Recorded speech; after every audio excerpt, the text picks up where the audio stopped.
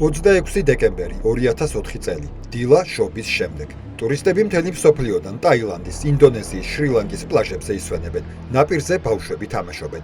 სასტუმროები გადატვირთულია. 7 საათი და 58 წუთი.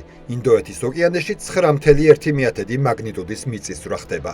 ეს მესამე ყველაზე ძლიერი მიწისძვრა დაკვირვებათა მთელი ისტორიის განმავლობაში. ეპიცენტრი კუნძულ სუმატრასთანაა. ოკეანის ფსკერი მკვეთრად იწევს 15 მეტრით. მილიარდობით ტონა წყალი მოძრაობას იწყებს. ტალღა საათში 800 კილომეტრის სიჩქარით იწყებს მოძრაობას. ეს რეაქტიული თვითმფრინავის სიჩქარეა. თუმცა შუაგულ ოკეანეში ტალღა მხოლოდ 9 მეტრის სიმაღლისაა და მას ვერ ამჩნევენ. საშინელი სისწრაფით მოძრავი ტალღის სიმაღლე ნაპირთან მოახლოებისას იზრდება.